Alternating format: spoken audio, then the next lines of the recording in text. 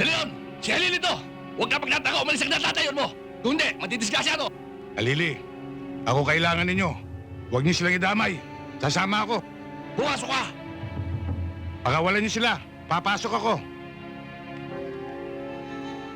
Cardo, pumasok ka. Ikaw ang kailangan nila. Nagkataon lang nakaharap namin sila.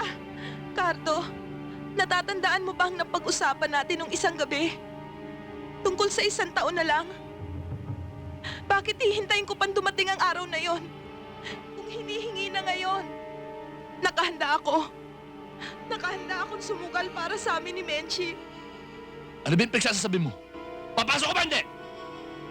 Pasensya na tayo, De Leon! Tutuloy ako na to!